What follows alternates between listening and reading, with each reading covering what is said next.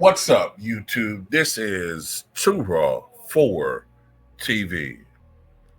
All right, so once again, I want to salute the brother Solomon for showing love with the donation and video request.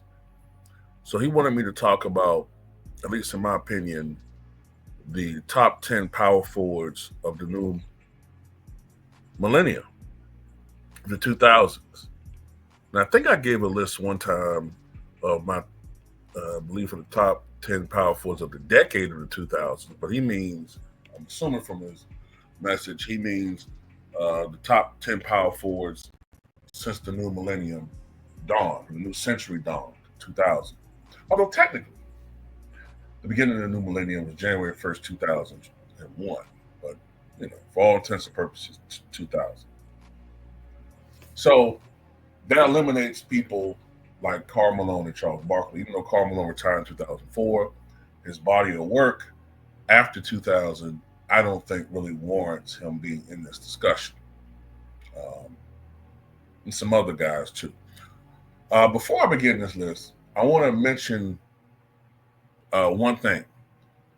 Cat, I didn't include in consideration because although there have been seasons where he has played power forward, I have heard him referred to, for the most part, as being a center. Now, after the Rudy Gobert trade, he did play power forward. But for much of his career, I've heard him being referred to as the greatest shooting center we've ever seen. Primarily the Timberwolves center. Although I do understand that he's been playing power forward more frequently, though sometimes he still plays center. So just for the sake of argument, I didn't include him. Okay. And I understand that there's some guys on this list who have played center, including, a certain guy that's way up there. But generally speaking, I consider these guys power forwards. Also, I want to get out the way some honorable mentions. So these, I know I'm kind of spoiling it here, meaning these guys are not going to be included, but I do want to give attention to some a shout out to some honorable mentions. Anton Jameson, Rasheed Wallace, Elton Brand, the brother Zach Randolph, Lamar Odom,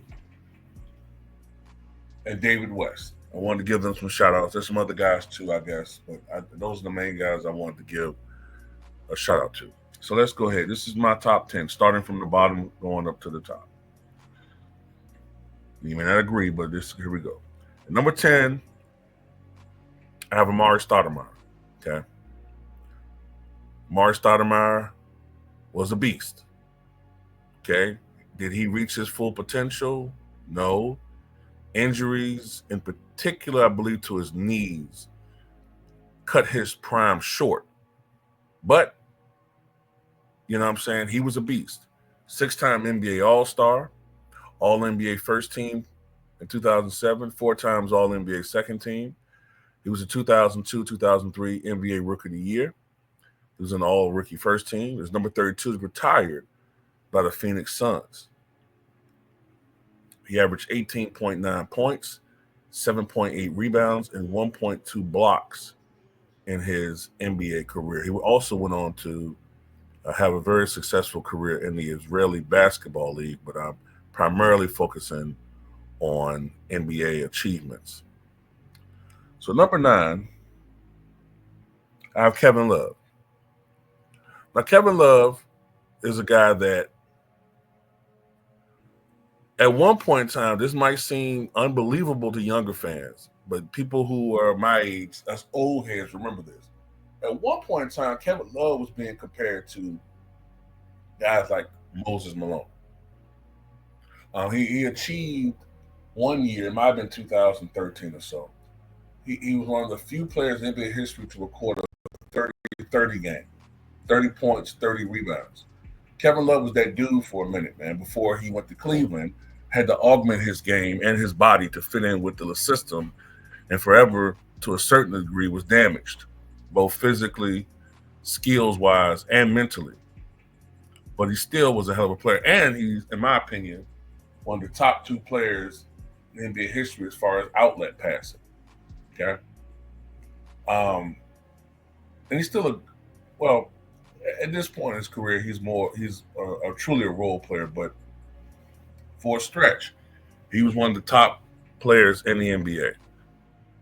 NBA champion, 5-time NBA All-Star, 2-time All-NBA second teamer, 2011 Most Improved Player, NBA All-Rookie Second Team, 2009, 3-point contest champion, 2012, NBA rebounding leader in 2011. And, of course, he won Olympic gold in 2012 in London and the FIBA World Championship 2010 in Turkey. So Kevin Love, I have at number 9. At number 8, I have Chris Bosh. Now, Chris Bosh, of course, was ridiculed much in the media for his struggles initially with the Miami Heat, a precursor to the trend of the media always going in on that third wheel on whatever team you know who is a part of. But Chris Bosh persevered. He figured out his role. Like Kevin Love later on, his successor in being that third wheel, Chris Bosh figured things out, expanded his range, and became, and people forget, man, he was often pivotal in many of those close games as far as whether you're talking about hitting big shots or playing great defense. He was big. So as far as his accolades, as far as career is concerned, 2-time NBA champion, 11-time NBA All-Star, All-NBA second team, 2007, All-NBA All-Rookie first team in 2004. His number 1 is retired by the Miami Heat. Unfortunately, his career was derailed. I think he was only like 33 years old due to a health crisis. I think it was blood clots. But for his career, he averaged 19.2 points, 8.5 rebounds, and 2 assists per contest. The guy scored over 17,000 points in his career and won Olympic gold back in 2008 in Beijing, and the bronze in the FIBA's World Championship in 2006, and the FIBA America's Under-18 Championship in 2002. So salute to Chris Bosh. And number 7 on my all-time, well, not all-time list, but on my 2000s list, I have Pau Gasol. Pau Gasol, initial portion of his career was highlighted by, I would say, postseason futility and the perception that his career wasn't quite going in the trajectory that people felt it would have, you know. But ultimately, after a little bit of an adjustment period, he thrived under the tutelage of Kobe Bryant. Kobe taught him how to win, or showed him how to win, I'll say. And he carved for himself a Hall of Fame caliber career. Of course, he's in the Hall of Fame because of that.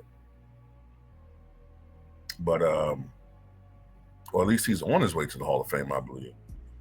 I think he's on his way. I don't think he's quite there yet. But anyway, as far as his accolades are concerned, NBA accolades, 2-time NBA champion, 6-time NBA All-Star, 2-time All-NBA second teamer, 2-time All-NBA third teamer, 2001-2002 NBA Rookie of the Year, NBA All-Rookie first team that same year.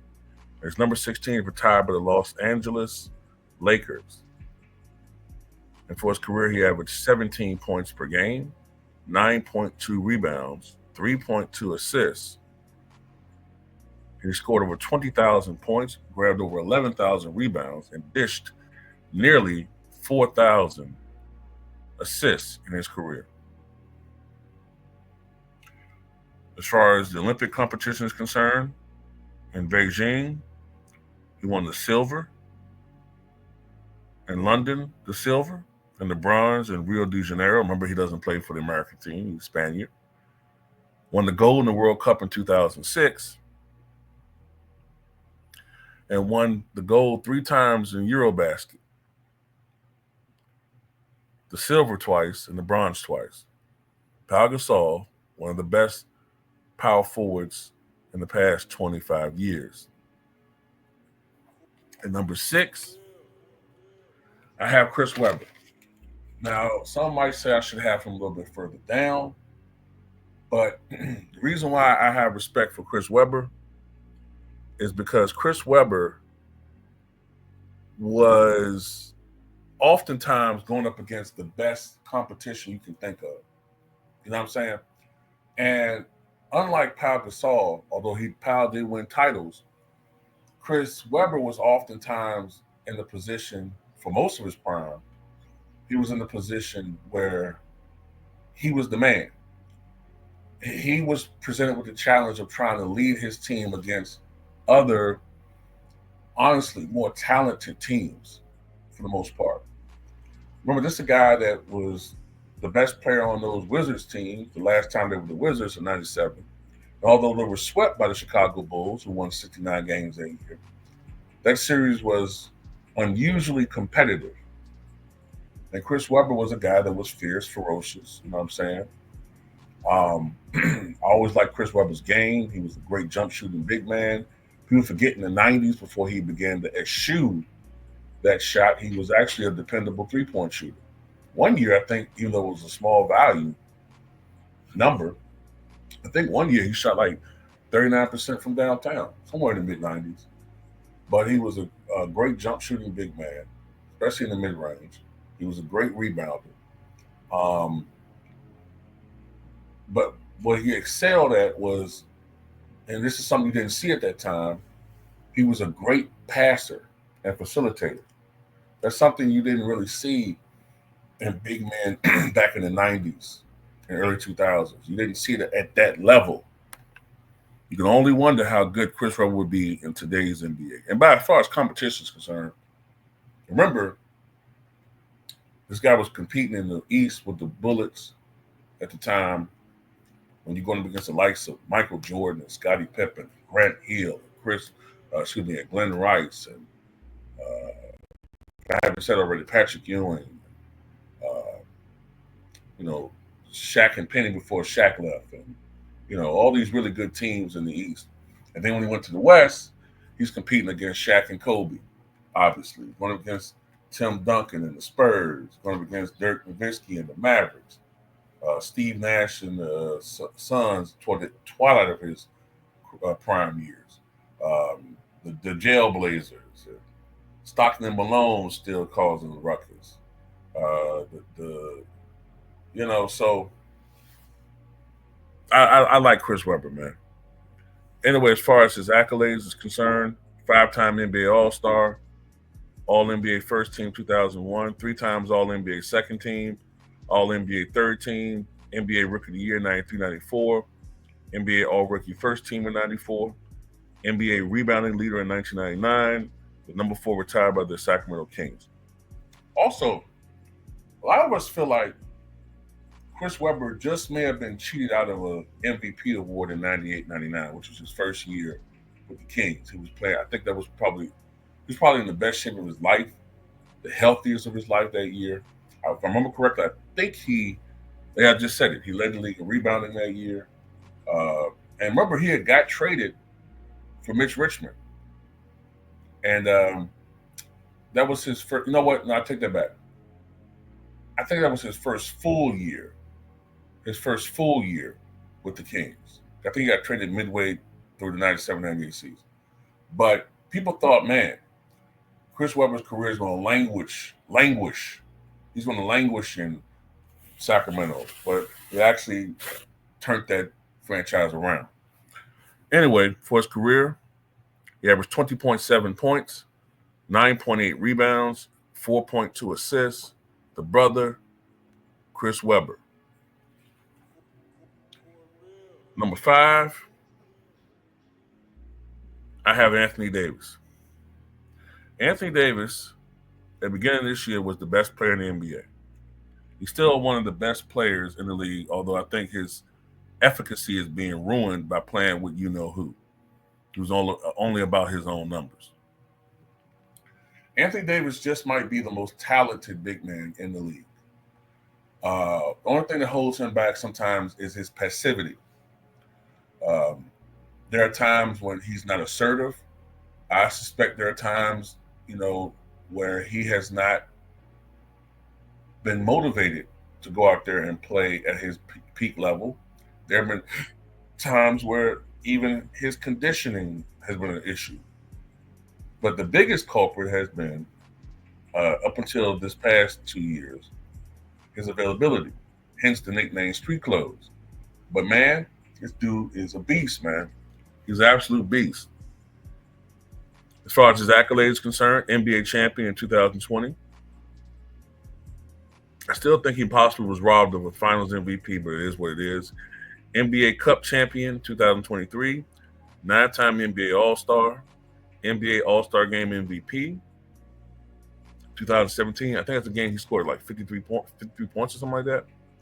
4-time All-NBA First Teamer, All-NBA Second Team last year, 3 times NBA All-Defensive First Team, twice NBA All-Defensive Second Team. 3 times he's led the NBA in blocks. In 2013, the NBA All-Rookie First Team, part of the 75th anniversary team as well. In the Olympics, he's a 2-time Olympic champion, and he won the World Cup in 2014. Anthony Davis still playing and adding to his legacy and may possibly rise on this list as his career continues.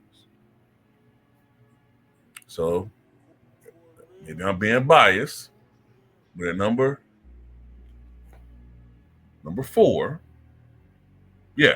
That's it. If I said number 4, Anthony Davis, I meant number 5. Number 4, I have Giannis Antetokounmpo.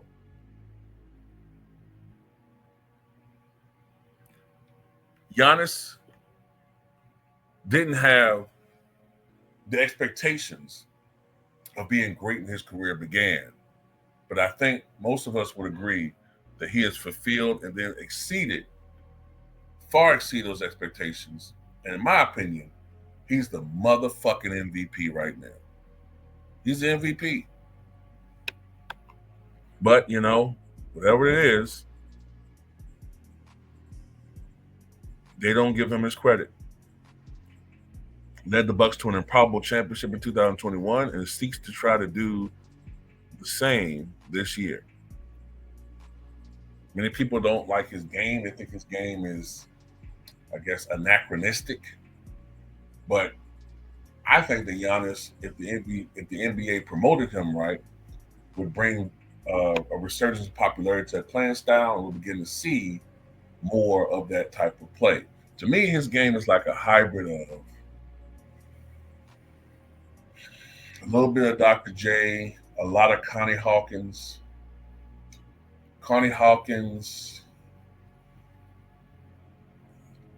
and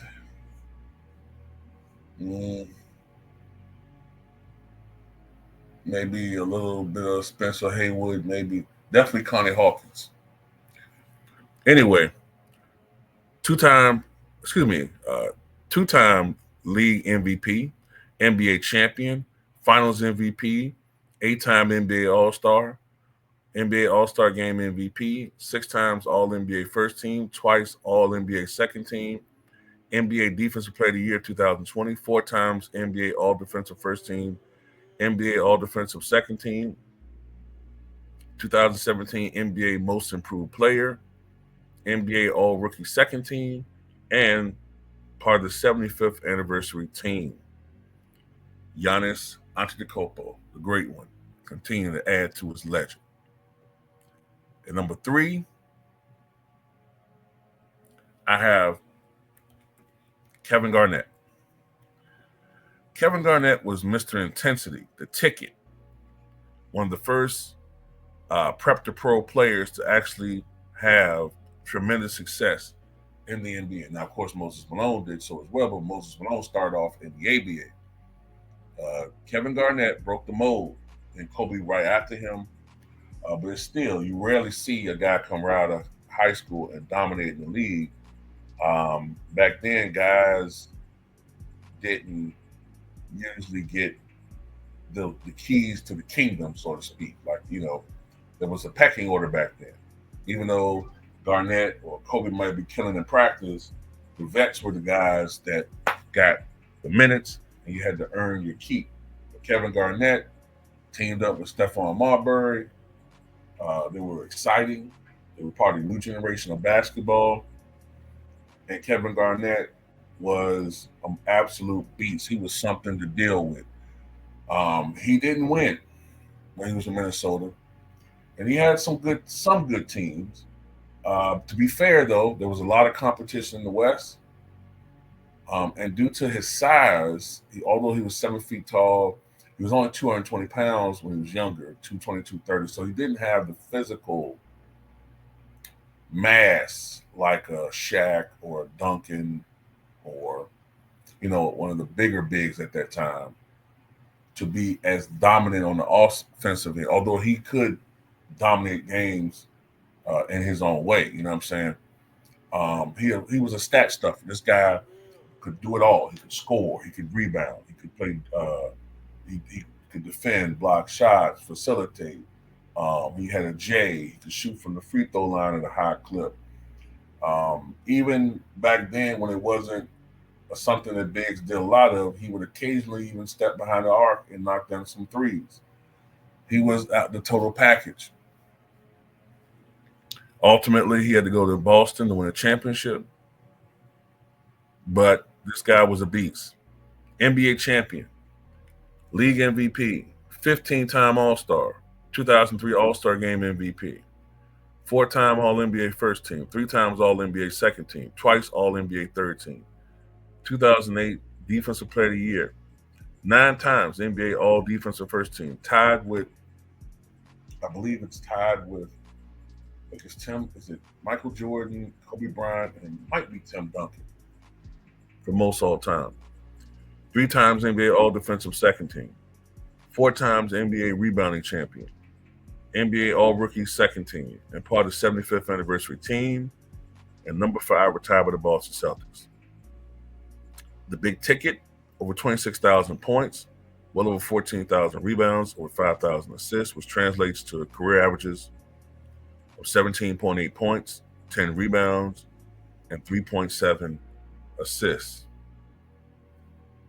Won Olympic gold in 2000 in Sydney, and the FIBA's America's Championship in 1999 in San Juan. The big ticket, Kevin Garnett. Number 2, I have Dirk Nowitzki. Dirk Nowitzki revolutionized basketball. We never seen at that time a big man, a 7-footer that could shoot as consistently as he did. Yeah, we had bigs that could knock down threes, you know what I'm saying, and catch and shoot situations on the weak side of the floor. Yeah, we saw that. Derek Coleman could knock him down, Bill Laimbeer could knock him down, but we had never really seen a big man that could put the ball on the floor and knock it down and shoot with the range that Dirk Nowitzki could. I think for his career, I think he was 38% from downtown, remember something correctly, and with the volume which he shot. And, Dirk caught a lot of flack for being soft and not getting it done in the postseason. But when you look back on it, Dirk did a lot with not a lot. You know what I mean? Like, he did a lot with not a lot. The year that he won the MVP in 2007, check out that roster. The best teammate I think he had on that team, and this is not to belittle him, but the best teammate he had was Josh Howard. And somehow that team won 67 games. I mean, that means something, especially when you got a guy today that always needs help. But ultimately, Dirk Nowitzki got it. He did it in 2011 when he actually had a really good team around him, and they were healthy. They got her done, and they beat the defending champions to get there. That's why that run is so respected. Not to mention the fact that his team absolutely destroyed in the finals the gloating, self-proclaimed GOAT who got outscored by a role player in Terry and Jason Terry. But anyway, let's look at Dirk's resume. NBA champion, Finals MVP, League MVP, 14-time NBA All-Star, 4 times All-NBA First Team, 5 times All-NBA Second Team, 3 times All-NBA Third Team, 50-40-90 Club in 1 year, NBA three-point contest champion, number 41, retired by the Dallas Mavericks, and on the NBA 75th anniversary team. Also got to remember, this guy almost quit the league back in '99. He was struggling so much to make the adjustment to the NBA from Germany.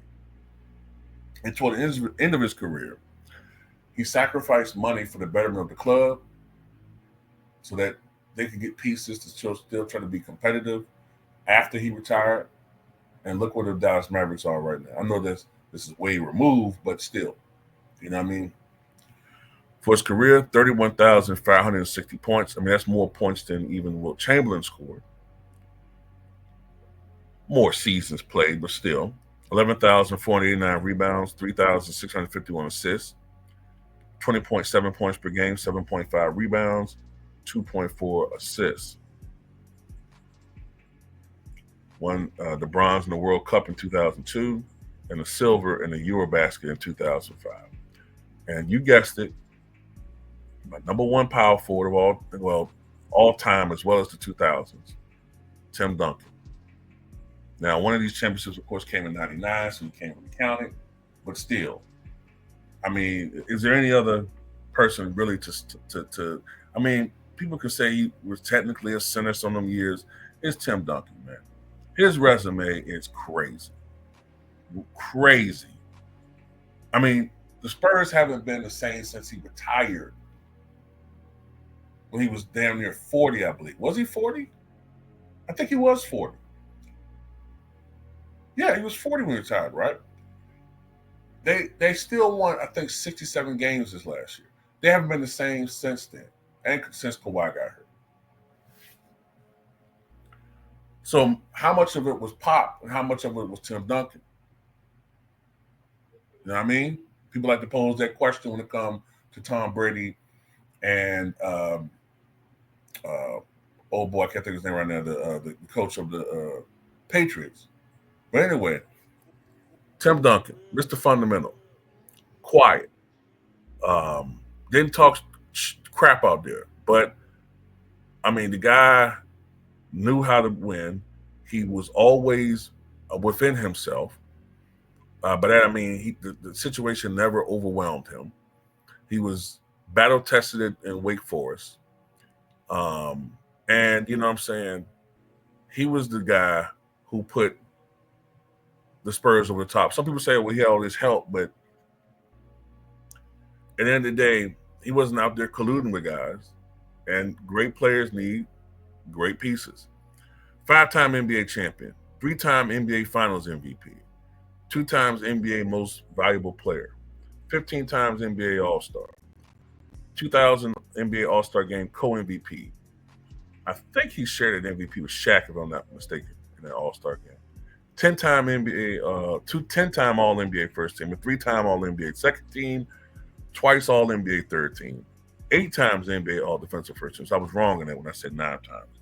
So it's only Garnett, Kobe, and Michael. Okay, but still, 8 times NBA All-Defensive First Team, 7 times NBA All-Defensive Second Team, NBA Rookie of the Year 97-98, All-Rookie First Team 98, number 21, retired by the San Antonio Spurs. Tim Duncan scored 26,496 points for a 19-point per game scoring average, corralled 15,091 rebounds. I think that's 5th all-time. Chamberlain's number 1, 23,000, almost 24,000 rebounds. Bill Russell's number 2 at over 21,000. Kareem's number 3 with over 17,000. When you include the ABA, Moses Malone is fourth with over 16,000. No, actually over 17,000 himself, a little bit behind Kareem. Yeah, I think Tim Duncan is fifth all-time in rebounds. Unbelievable. And Tim Duncan, 3,020 blocks. That's 19 points per game, 10.8 rebounds, 2.2 blocks. Won the bronze in 2004 in Athens. Gold twice with the FIBA Americas Championship. Won the gold in the Goodwill Games in 1994 when he was a teenager.